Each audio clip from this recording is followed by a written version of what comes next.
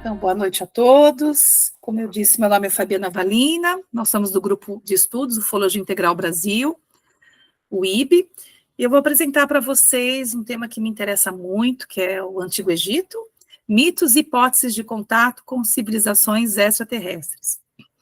E fiquem à vontade para anotar perguntas, né, para que no final vocês possam aí trazer aí e complementar, tá bom? Então, vamos lá. Quando a gente fala de Antigo Egito, a gente tem vários estudos, né? E eu gosto muito de um professor que é um egiptólogo brasileiro, o Júlio Gralha, converso muito com ele, né? E ele fala para mim que tem 3 aspectos para estudar o Antigo Egito, né? Um é a egiptologia, que é a parte acadêmica mesmo, que é a arqueologia, que são cientistas que estudam mesmo essa civilização, né? Desde a parte histórica, né? Desde a parte de arqueologia, né? Enfim, é a parte mais acadêmica. Tem a egiptomania, né?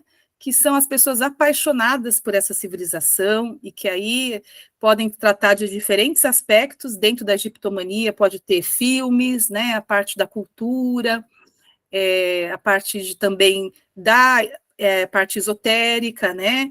E tem o Egito como um foco principal. Eu acho que eu também tenho um pouco um pedaço aí da egiptomania.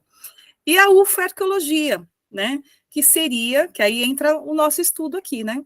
Procurar evidências nessa civilização antiga, né? Ou em outras, né? No caso aqui é o Antigo Egito, que tragam alguma informação da possibilidade de contato extraterrestre. Tá? Então, a gente tem aí essas 3 vertentes, né, dentro do Antigo Egito. Isso se não tiver mais, né, a parte esotérica já abre também aí uma outra vertente. Então, só para a gente saber um pouquinho esse terreno, né. Então, falando bem rapidamente da egiptologia, né, é recente o estudo, né, sobre o Antigo Egito, e quem deu o pontapé inicial, que a gente aprende nas aulas de história, né, foi uma expedição do Napoleão Bonaparte ao Egito, em torno de 1798 a 1801. O Napoleão ele chega até o Egito com soldados, né? Estava tendo uma guerra, e ele leva também cientistas. E só que aí, por uma infelicidade ou felicidade, esses cientistas acabam ficando no Egito, né? Por torno de 3 a 2 anos. E aí eles conseguem fazer uma vasta pesquisa, né?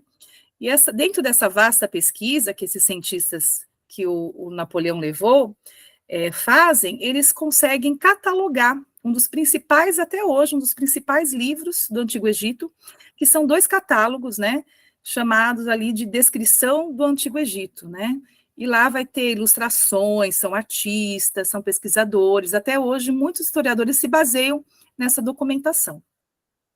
E também tem uma série de curiosidades do Napoleão. Diz que quando ele chega ali, né, no Egito, né, ele tem uma frase que ele fala para os soldados, né, que ele fala assim, dos soldados, do alto dessas pirâmides, 40 séculos vos contemplam. Na verdade, a gente não sabe, né, até hoje direito essa questão da idade, mas naquele momento ele fala isso. E havia muita curiosidade, né, sobre o Egito. Tinha menos conhecimento entre todos os europeus por aquela terra, mencionada na Bíblia, e por historiadores gregos, como Heródoto, do que se tem hoje sobre Marte e Mercúrio. Então, se a gente pensar, é como se eles entrassem mesmo num outro planeta, vendo toda aquela arquitetura, aquelas informações, muitos ainda, né, enterrados, né, então eles desbravaram, são desbravadores. Quando você chega lá, você encontra algumas inscrições de cientistas, como se tivesse, ó, estive aqui, né, enfim. E outra curiosidade também de Napoleão, que ele dorme na pirâmide de Kelps. E quando ele sai, os soldados perguntam, né, e aí, o que aconteceu, né? Aí ele fala assim, ele tem uma frase também que ele fala, olha, se eu contasse a vocês, vocês não iriam acreditar. Então fica aquela pulga atrás da orelha, né, o que aconteceu lá, né, que ele dormiu na pirâmide, o que ele viu, o que ele contemplou. Então, Napoleão, ele dá esse pontapé, e aí começa a questão da egiptologia mesmo. Outro pontapé inicial foi a decifração dos hieróglifos, né, que foi pelo Champollion, né, que é essa imagem aí. Ele conseguiu decifrar, né, essa linguagem, em 1824, analisando a Pedra da Roseta. Tá? Esse é só uma informação mais simples para a gente tentar entender aí que já houve aí esse início, né, dos estudos. Quando eu falei da egiptomania, o que é a egiptomania? Que é outra vertente. Ela faz a reinterpretação e reuso de traços da cultura do Antigo Egito, de uma forma que lhes sejam atribuídos novos significados. Então, a gente vai encontrar uma série de informações sobre o Antigo Egito, né, em filmes, né, em culturas, né, até ligados também, né, à questão, né, da ufologia e como os alienígenas do passado, ou seja, programas, né, vários documentários, né, alguns a gente pode considerar que é, de fato, né, a questão da egiptologia e outros não, é um interesse, um foco mesmo nesse tema. Então, aí a gente fala que cada um que vai olhar para essa civilização, ele vai dar o enfoque e o interesse dele. E aí entra o nosso interesse, que é a ufoarqueologia, né? Ou também conhecida como paleocontato, né? Ou teoria dos antigos astronautas. Então, quem a gente tem como duas referências nesse estudo de civilizações antigas, né? É o que já veio para o Brasil, é o Eric von Däniken, né, com aquele famoso livro, Eram os Deuses Astronautas, onde ele vai desbravar várias civilizações e questionar se aquelas ilustrações, aqueles textos não poderiam ser comprovações de contatos extraterrestres, né? Então ele deu um pontapé aí, e esse livro até hoje é uma grande referência, além de outros livros. E a gente tem aí também o Zecharia Sitchin, né? E ele é o que estudou mais a questão da civilização suméria, né, com aquele livro do 12º Planeta e outros livros. Mas, assim, eu pus ele aí só para a gente entender que esses pesquisadores, embora eles entram em assuntos ligados à civilização antiga, eles também vão ter o olhar, eles têm o quê?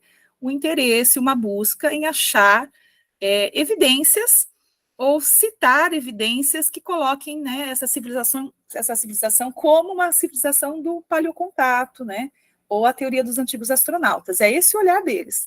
Inclusive, muitos cientistas, você vai conversar com alguém da academia, eles caem matando em cima, né, desses autores, né, inclusive já desconsiderando muitas das interpretações ou análises de textos feito por eles, né, que hoje já é rebatido com outras análises, né.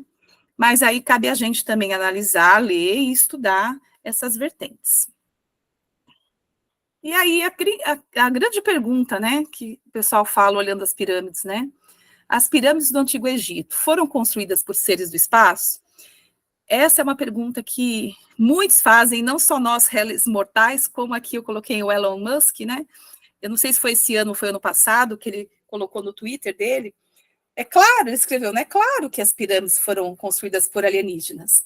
Não sei se foi num tom de ironia ou não. E aí, logo em seguida, entra um comentário, acho que da ministra da Cultura do Egito, convidando ele oficialmente pelo Twitter a conhecer o Egito, para de fato ver de perto as pirâmides, antes de falar algo sobre a civilização, né? E é isso que eu percebi. Eles têm assim a própria civilização, né, do Egito hoje. Eles têm um orgulho, né, de ter essas estruturas lá, e realmente eles combatem muito essa ideia de que foram extraterrestres, né, que construíram, né. Então, eu coloquei ele aí só para a gente ver que essa pergunta é feita por várias pessoas. E aí, eu coloquei, assim, uma série como se fosse uma linha do tempo, de algumas pirâmides. Eu não vou entrar em muitos detalhes, porque é um tema muito extenso, mas mais para a gente pensar e jogar perguntas. Se a gente perceber um pouquinho na parte de história, eu comecei a estudar um pouquinho a história, né, do Antigo Egito, inclusive a parte da dinastia, da arquitetura, que, se for ver, são mais de 2.700 anos, né, de uma civilização, né, mais de 3.000, no caso, que permaneceu, que depois teve, né, o domínio de outras culturas. Tem toda uma construção. E aí a gente vai ver as construções das pirâmides. Essa de Djoser foi uma das primeiras, né? Enfim, no começo eles faziam como umas tabas, que eram essas em degraus. E houveram pirâmides que não deu certo, né? Que não conseguiram fazer a construção. Né? Algumas, né, não são tão angulares, né? Como essa em Dashur, né? E aí você vai ver algumas que parecem uma montanha até, né? Algumas já foram, né, destruídas, são mais de 120 pirâmides. E, claro, as principais é do complexo de Gizé, que você realmente vê, né, de certa forma, mais a perfeição angular.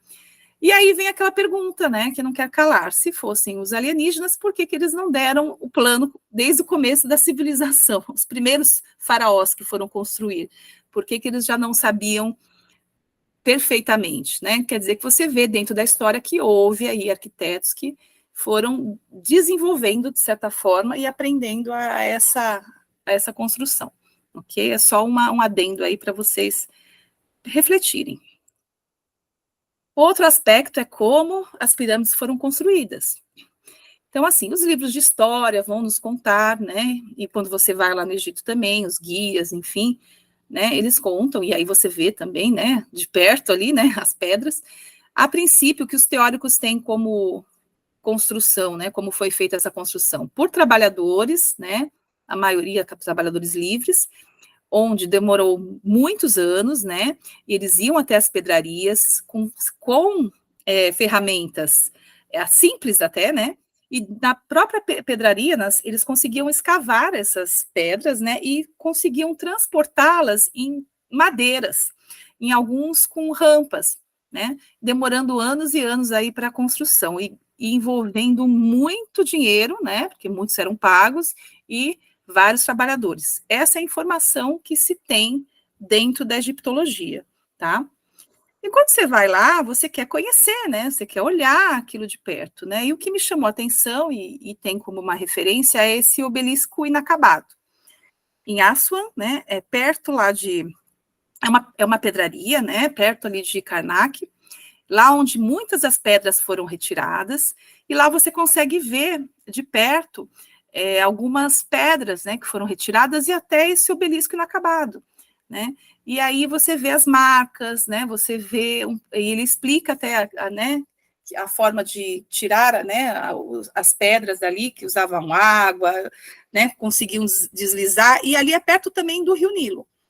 Então, assim, você começa até a entender que poderia ser dessa forma mesmo, né? Mas é uma coisa monumental, porque o tamanho das pedras são grandes, algumas são de 15 toneladas, né? Várias toneladas, porém também tem outras que são de calcário, que é uma massa, uma argamassa, tá? Então a gente consegue ver ali algumas que parecem mais uma argamassa, então não são todas, né? As pedras, mas isso a grande maioria são as pedras, né? E aí tem uma foto ali embaixo deles empurrando com madeira, corda, a gente fica tentando imaginar essa cena, né?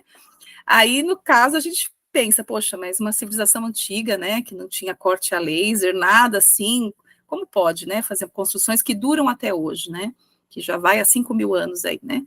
E será que seria essa civilização mesmo? Poderia ser uma civilização anterior, né? Então, é um questionamento. E o que eu achei também, essa pesquisadora, ela é egípcia, tá? Doutora Emma Gonen, ela fez uma pesquisa até recente que deu como se fosse uma comprovação, uma documentação a mais. Ela fez uma pesquisa através do espaço, né? Ela conseguiu pegar imagens tiradas do espaço do platô de Gizé e descobriu nessas imagens, né, agora com a tecnologia, que muito daquele terreno era tudo próximo dos rios.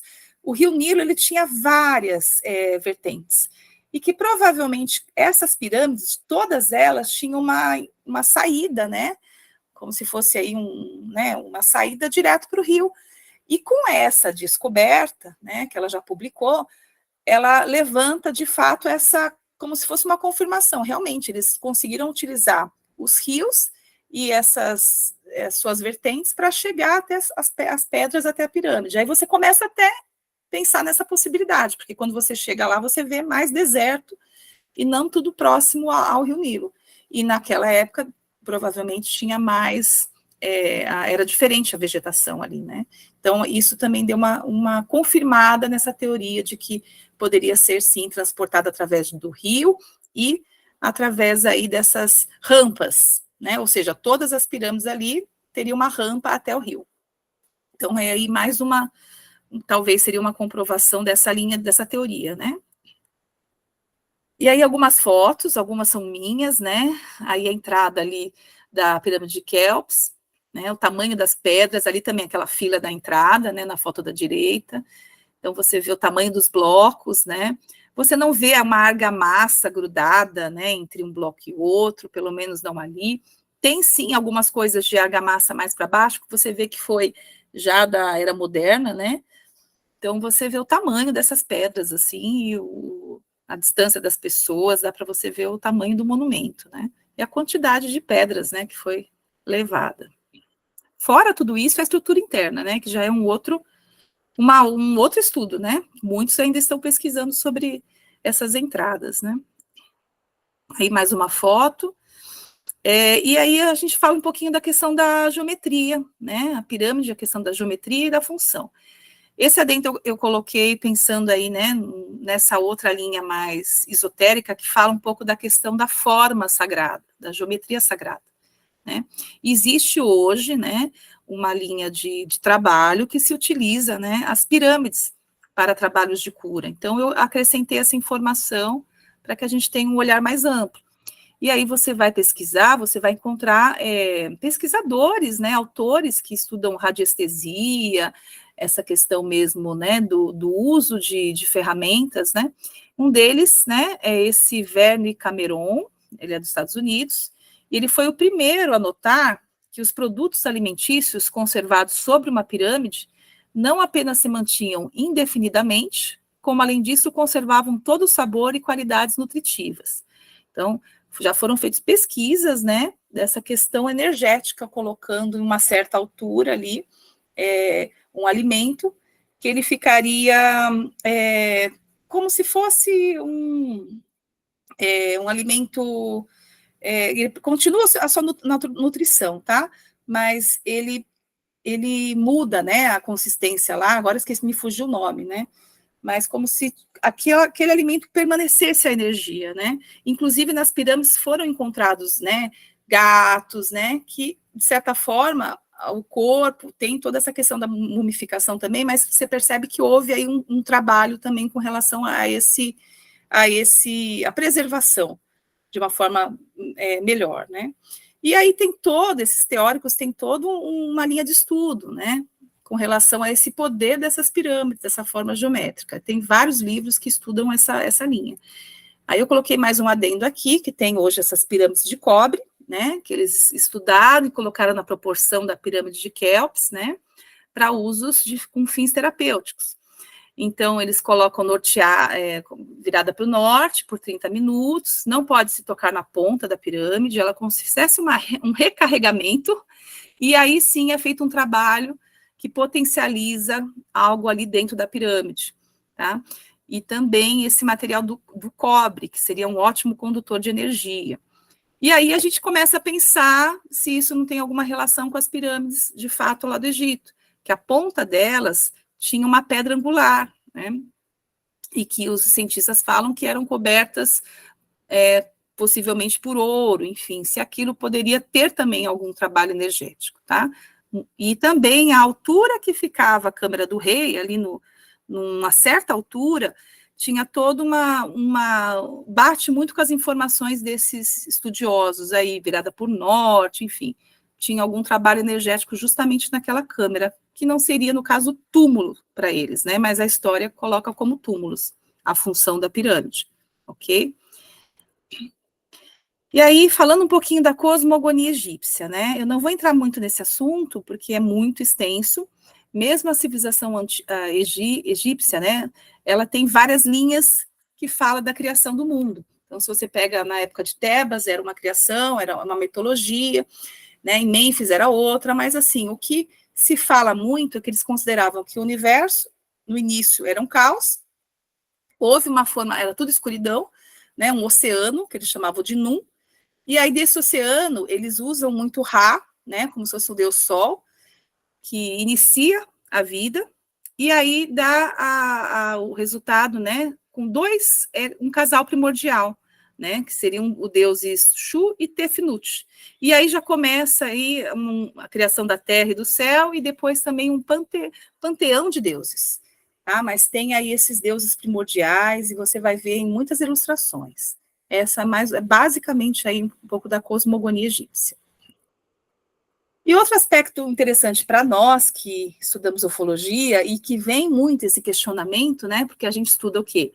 Seres extraterrestres, contatados que falam sobre a tipologia desses seres, né? A gente escuta falar de felinos, né? Insetoides, né? Outros seres, né? Figuras humanoides. Aí quando você olha esses deuses, então muitas pessoas questionam se de fato eram só ilustrações arquetípicas ou se tinha alguma relação mesmo com contato extraterrestre. Aí eu coloquei só algumas imagens, a gente tem Anubis ali, né, que é o chacal, sempre presente na mumificação, lá no julgamento, né, e como se fosse ali, né, um guardião também, né, da passagem para Duarte. Ali embaixo é o Horus, né, um falcão, responsável pela ordem, né. Ali em cima a gente tem a Sekhmet, que é uma deusa ligada também à cura, também guerreira em alguns momentos, e Hathor, que tem esse símbolo da vaca, né, o osso da vaca, que ela tem essa conotação mais com fertilidade, né, e ao mesmo tempo a grande deusa mãe. Então você vai ver alguns templos lá de parteiras e tal, você vai ver a Hathor ali representando a fertilidade, ou ela próximo de nascimento de algum faraó, né? Então a gente pode entender que pode ser uma figura arquetípica, usando esses animais, né? Ou não, então a gente fica aí um questionamento. Outras informações, quando a gente vai procurar alguma evidência que tenha conotação com contato extraterrestre, são os hieroglifos. O que mais se fala, eu não visitei esse templo de Sete-1 em Hábitos, que existe lá na parede, né, uma inscrição, um hieroglifo, que parece uma nave, é no canto superior. Porém, você vai ter já hoje na egiptologia que foi uma sobreposição de duas inscrições, né? E é interessante que hoje você já tem uma gramática. Quem estuda egiptologia já vai buscar na gramática, tem separada por classificações, e você consegue encontrar esses dois símbolos que poderiam ter sido sobrepostos, né? Então, mas muitos defendem que não, que ali é uma prova de que existia uma nave ali na parede, ali, junto com os outros hieroglifos. E o que hoje eu penso é que existe toda uma grafia, né? Olhar para esses símbolos é como se olhasse para letras que a gente não entende.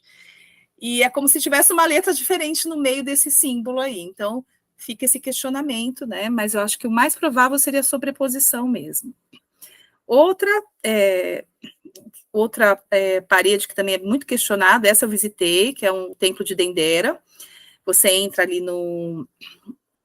numa câmera, né, e começa a ver várias ilustrações grandes, até chegar nessa ilustração, que parece conhecida como lâmpada de Dendera. Então, parece, assim, realmente uma lâmpada, né, pela figura que a gente vê, né, com o nosso olhar, ligada ali na tomada, enfim, né, e aí se questiona se havia energia elétrica, aí entra numa série de questionamentos. Eu estava com guia, né, e ele também estuda, né, e ele falou assim, não, Fabiana, isso é a flor de lótus. Você vai ver a flor de lótus assim, você vai encontrar em outros tamanhos, mas desse tamanho não. Você vai entender alguns elementos, né? Que nem esse elemento que parece aí várias linhas, né? Também você vai encontrar o braço ali, né? Em outros símbolos. Então você consegue entender que poderia ser uma junção desses elementos, mas é algo que chama atenção mesmo pelo tamanho dessa flor de lótus, né? Então, são dois pontos que você vai encontrar muito no pessoal que vai falar da ufologia e comprova que usando essas figuras. Então, a gente tem que olhar dos dois lados, né? Outra parte interessante no Antigo Egito são os crânios alongados. Existe um período que foi em Amarna, né, na 18ª dinastia, que foi o período lá do Akhenaton, onde, em um certo momento na arte, tanto na parte da escultura quanto na parte, né, das ilustrações, muda-se a figura. A figura humana passa a ser representada mais esguia, né? Então a gente tem ali embaixo, né, o Akhenaton fazendo ali as suas orações com a sua esposa e com as suas filhas, e ele numa figura mais esguia, bem diferente do padrão de todas as outras dinastias, né? Com a cabeça mais, o crânio mais alongado. Você vai encontrar esculturas dessa dinastia específica com esse crânio alongado, não são todos, mas a maioria, né? Estátuas assim, né? E aí se questiona se ele não seria um ser híbrido, se não teria alguma correlação com extraterrestre. Entendendo um pouquinho a parte da egiptologia, você vai estudar e vai entender que naquele período que Akhenaton ele se torna um faraó, ele faz várias modificações. Se ele faz várias modificações na religião, inclusive tirando os deuses do panteão e colocando mais Aton, né, como único deus, ele vai mudar também a parte da estética e da parte da arte. Então, é isso que os egiptólogos falam, foi um período diferente, onde a própria arte também se modifica. Né? Então, é uma análise desses egiptólogos, né? E aí é uma figura do Akhenaton, né? Uma estátua, se a gente vê esse rosto esguio, esse crânio longo, né? Aí já tem hipóteses que ele poderia ser um ser híbrido, já começa a se supor várias informações. E então ali termina essa parte muito simples, né, que eu queria falar um pouquinho da ufarcologia, e aqui eu vou fazer um adendo que muito nos interessa sobre contatados, que trazem informações, né, canalizações, sendo corretas ou não, mas que a gente estuda também para entender o que eles trazem de informação desses seres, né. Aí eu coloquei o General Shoa.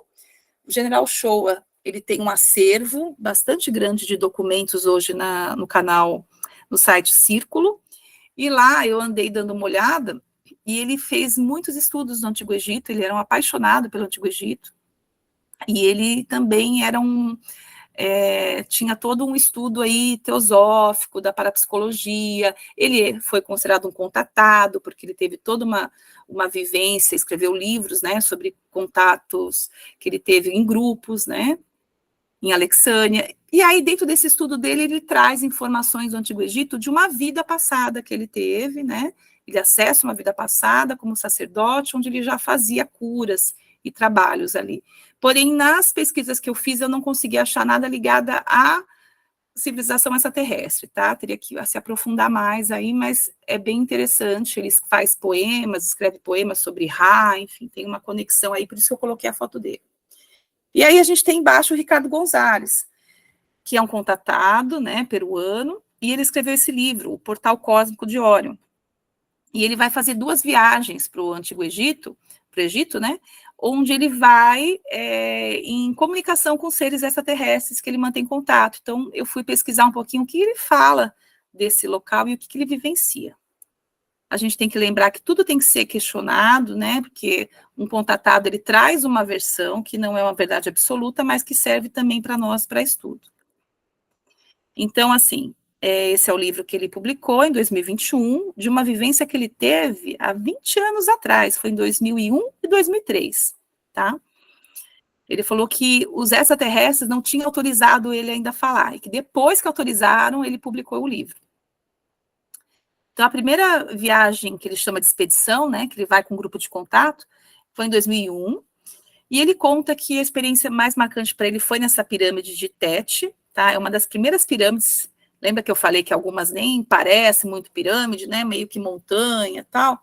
E essa é da dinastia, da quinta dinastia, né? O rei Unas. Ela é bastante famosa porque ela foi encontrada os primeiros textos, né?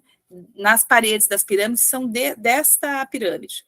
E ele vai, né? Com um grupo visitar.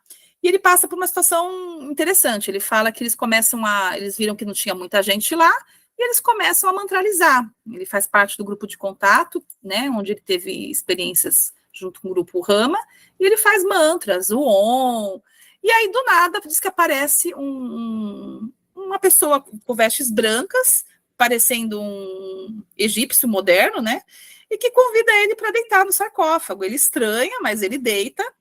O rapaz ajuda ele a deitar no sarcófago e coloca ele na posição de Osíris, né, com os braços cruzados, assim. E aí começa a se mantralizar, e aí ele tem lembranças, a primeira vivência dele é de lembranças de uma vida passada. Então ele tem as lembranças marcantes, que ele fala que ele se vê com 15, 16 anos, com roupas egípcias, ele vê a civilização egípcia com muita florestas, uma área verde, né? E o que marcou para ele que ele observava que existia os sacerdotes, os faraós e outros pessoas que ele fala que eram seres altos, esguios, mas que não mostravam o rosto, ficavam com máscaras, como se fossem máscaras de ferros, com símbolo de deuses.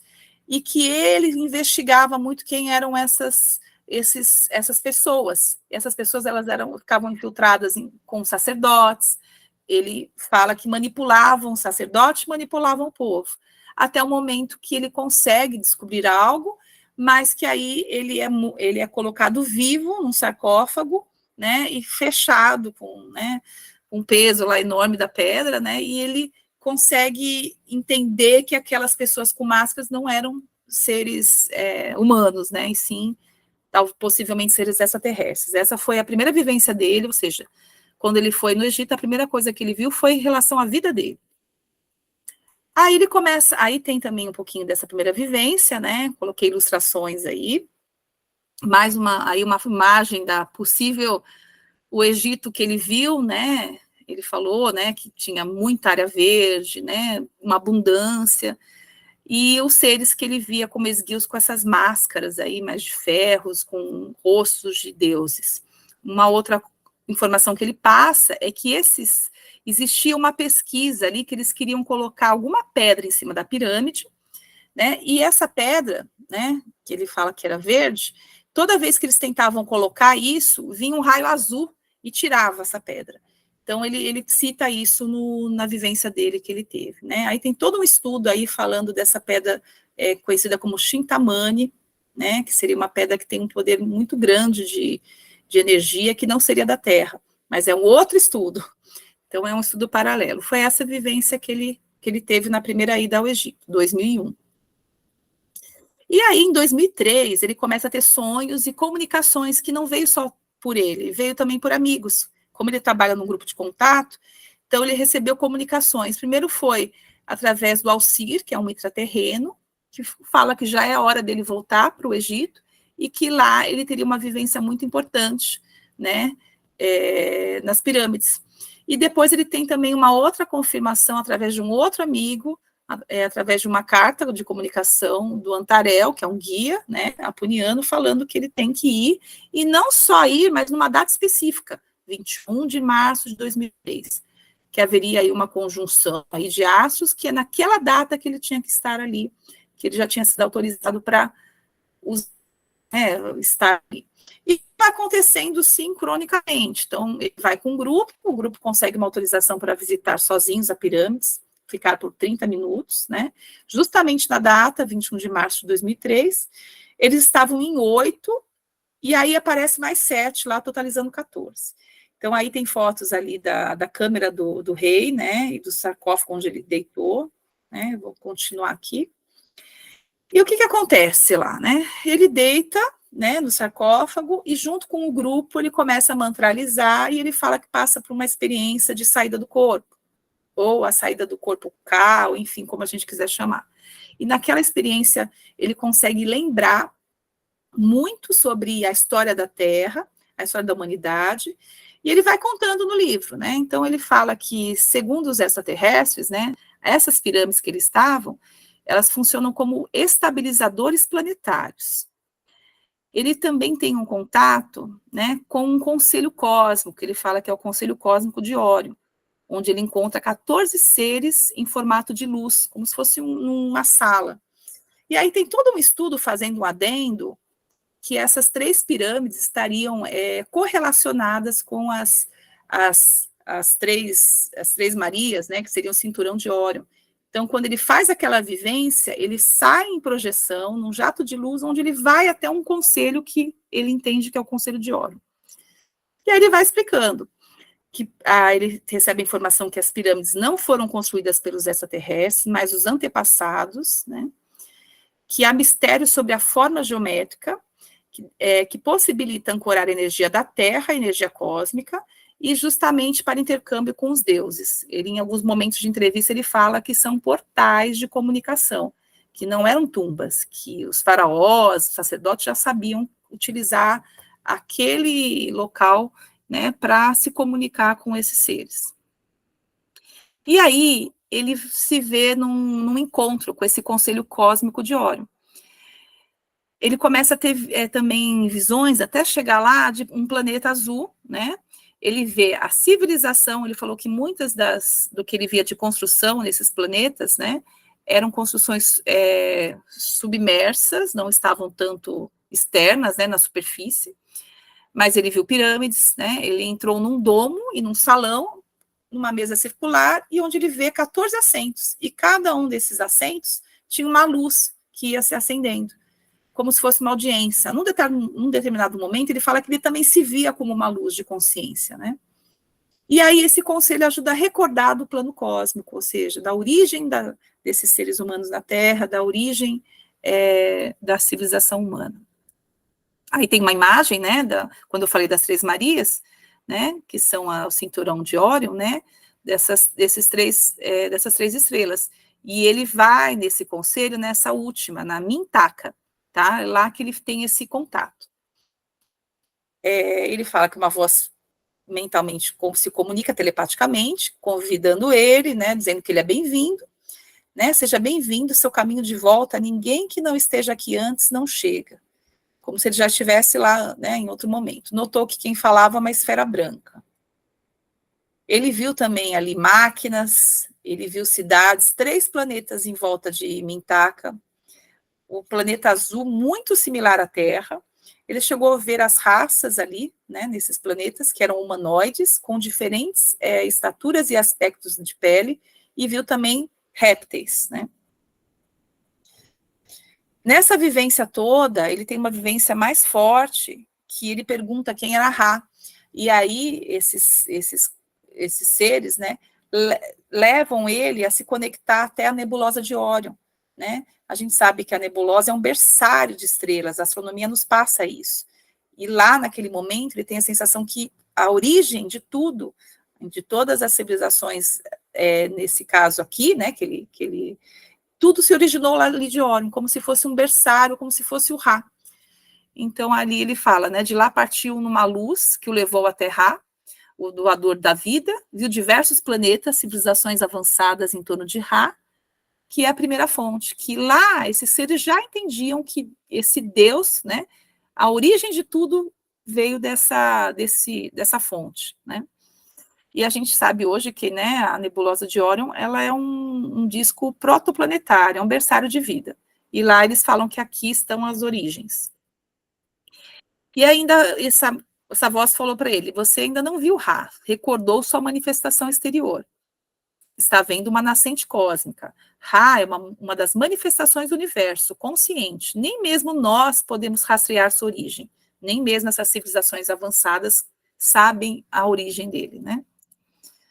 E aqui tem o cinturão de Órion, né, que é um caçador, ali tem ali, ó, tem, aliás, a constelação de Órion, né, e ali, na cintura, né, o cinturão de Órion, onde está o conselho, onde estaria esse posto conselho, nessa estrela de Mintaka.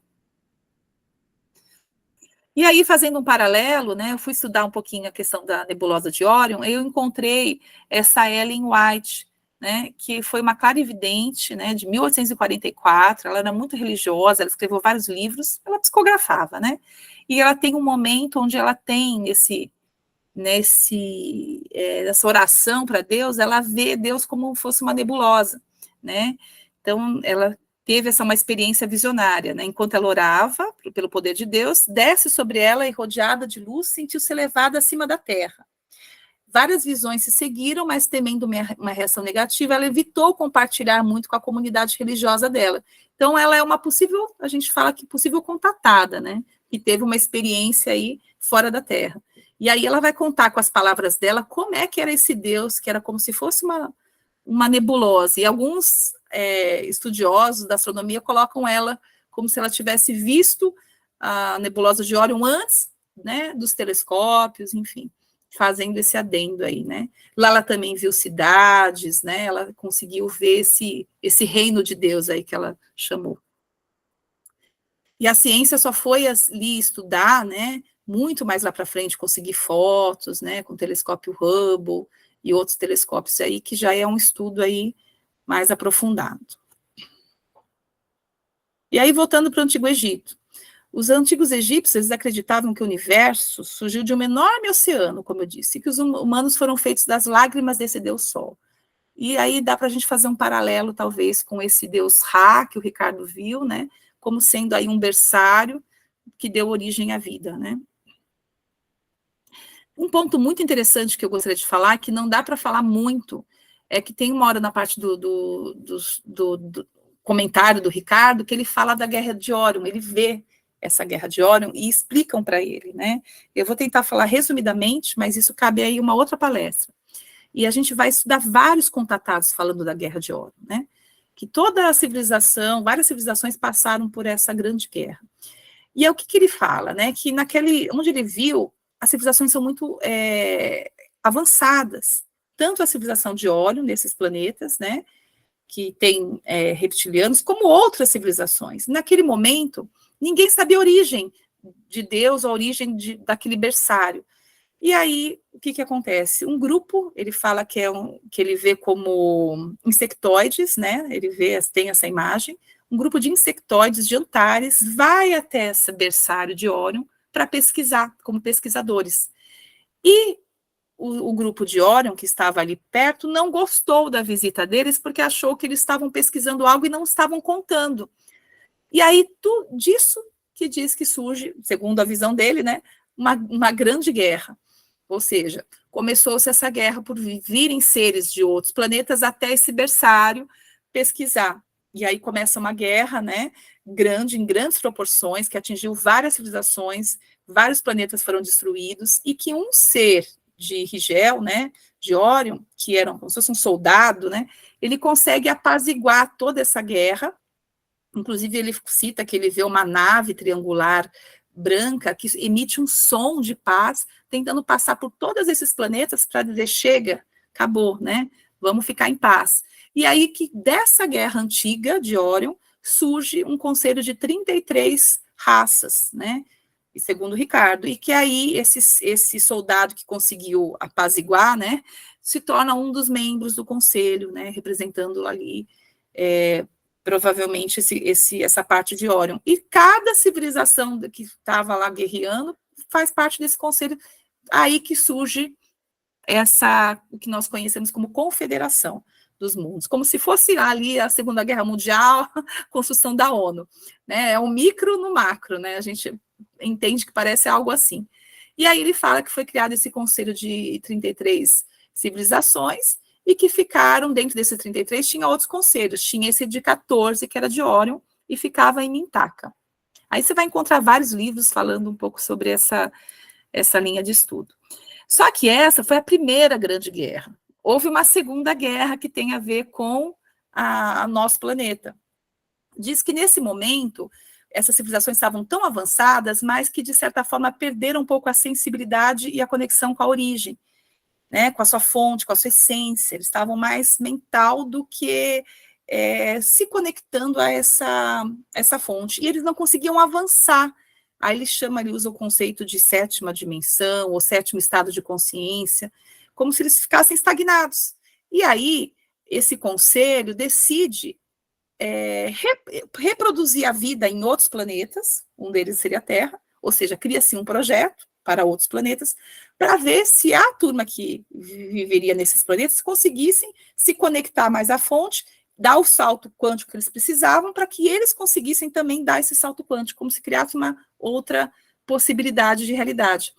Mas que houve uma discussão, e um desses conselheiros falou, não, é melhor a gente fazer aqui, no nosso planeta, essa tentativa, mas que eles não queriam fazer lá, que poderia ser perigoso mudar a realidade.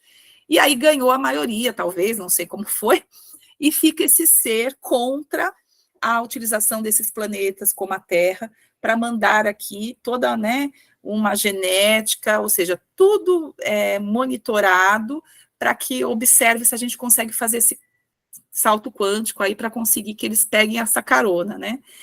Só que esse ser que fica contra, ele tenta colocar dissidentes aqui.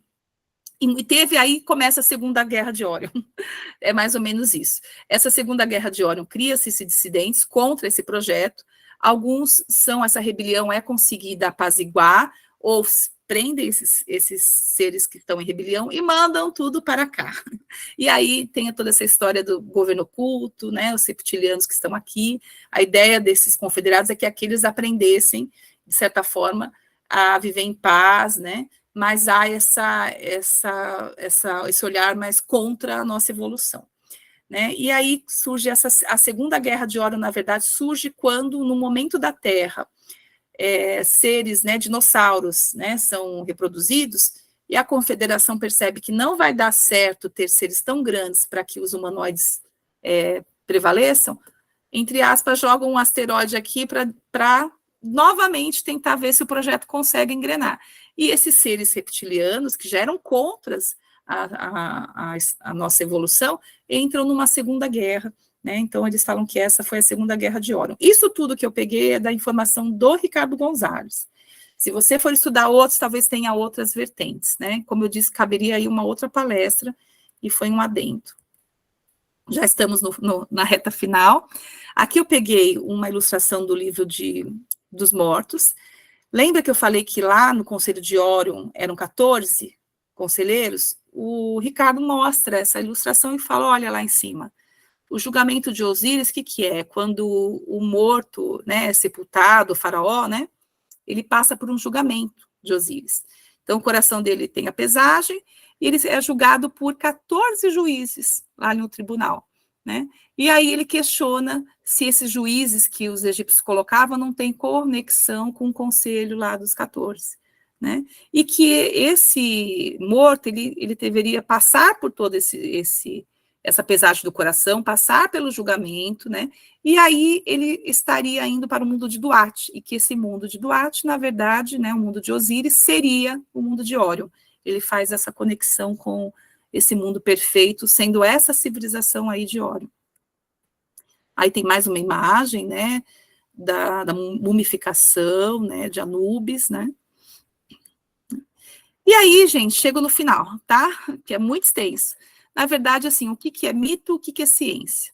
E aí cabe a gente, né, analisar dessas informações que eu passei. Claro, muita coisa vem também de fonte de um contatado, que a gente não sabe se de fato é real, mas cabe aí a gente questionar, e se de fato, com todas as informações, a gente consegue hoje falar que houve presença de extraterrestres no Antigo Egito. Aí eu deixo essa pergunta para vocês. Hoje eu entrei mais como questionadora, tá? E é isso, gente, obrigada pela paciência. Aí é uma foto minha lá em Saqqara. Gratidão, obrigada.